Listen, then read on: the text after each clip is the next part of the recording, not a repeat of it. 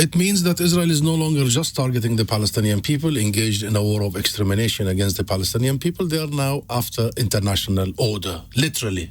Bombing UN shelter schools all over Gaza. This morning, just a few hours ago, they bombed another UN shelter, bombing the UNIFIL forces in the south of Lebanon, and now designating the biggest UN humanitarian agency, that is UNRWA, as a terrorist organization and banning it from doing its own duties. They have declared war on our international system. Now, in a way, this is not surprising because they've been at war with UNRWA for a long time. They accuse, as you know, Israelis, UNRWA personnel of being involved in the October the 7th massacres and being very, very intertwined with Hamas for a long time. How would you respond? Unfounded, and go back to the UN reports following these allegations, completely false allegations by Israel. And even if there are some individuals, for the sake of the argument, who did things that are not unacceptable, you don't go and collectively punish a UN organization and the 30,000 employees of the organization and the millions of people who benefit from this organization. It's a lifeline. It's a lifeline for the people in Gaza. UNRWA service the majority of people in Gaza in terms of health, education. I was educated by UNRWA. I was born in a refugee camp. So does UNRWA in the West Bank and in the region, in Lebanon, in Syria, in Jordan. This is literally a lifeblood for the Palestinian people and for the issue of refugees to be resolved in accordance with international law. And here is the conversation why Israel is doing that, why Israel is on an onslaught. And is it really about trying to undermine the right to return, thinking that if you remove UNRWA from the situation completely, Palestinians will lose any sense that they have a right to return to the land they were on? This is the very nonsensical idea that Israel has been saying for years now, that UNRWA perpetuates the right of return for Palestinian refugees because UNRWA service the ancestors, the sons and the daughters of the refugees, and if you link it to their own ideology, which says that 2,000 years ago they were here, our ancestors, and then we, the sons, and have to come back to our land. And then people who lost their homes and farms by the use of force only a few decades ago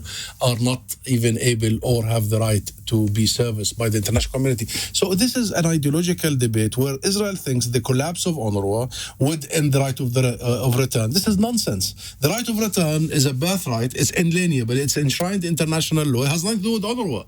UNRWA is there to service the Palestinian refugees in their exile until their right of return is being fulfilled. But if Israel is going to do this for UNRWA, guess what? They're going to do this for every and each international organization because they have a problem with international organizations that protect our children or provide for our children. So maybe Save the Children is next. They have a problem with the health organizations like the WHO. So maybe WHO is going to be next. This is a mindset that considers international law, international legality, international institutions to be the enemy of Israel. It is not the enemy of Israel. These institutions are actually the enemy of illegality. And that's why UNRWA is at the brunt. Now, Keir Starmer says he is gravely concerned about this. The Belgians are gravely concerned. The Germans are gravely concerned. The Americans are gravely concerned. And yet none of this seems to touch Prime Minister Netanyahu or the Israeli government at all. They've heard gravely concerned many, many times before, and they'll hear it again. It's as if this is having no impact at all on Israel. International views. Because Israel has grown accustomed to listening, hearing statements without action. The moment Netanyahu gets it that there will be consequences, he will start listening. And consequences are very well known. If a member state of the international system goes and designates a whole organization as a terrorist organization, prevented from operating, and by the way, UNRWA operates in the land of the occupied state of Palestine, and the state of Palestine that is recognized by the UN, recognized by the majority of the world, gives UNRWA the right to operate. So Israel, it has no right to prevent you. But it can stop UNRWA getting in, that's the point. Occupying force, and according to the International Court of Justice, that occupation is unlawful. But this is a business that has gone for a long time. Western leaders, including London, say words without action, and the action is very well known. If a state member is targeting the UN, and it's not just UNRWA. I mean, they have declared the Secretary General of the United Nations, Guterres, as persona non grata. So they are targeting the entire lot, the whole system, of the And from their point of view, none of this really matters. They have, and by blocking UNRWA, by doing what they did yesterday in the Israeli Knesset, they have literally violated the UN Charter. And therefore, what actions should the international community? We call on the UK government, on Keir Starmer, the Prime Minister, and the Foreign Secretary to lead international efforts to make sure that member states abide by the UN Charter and abide by their own obligations. If they don't, then we know what to do.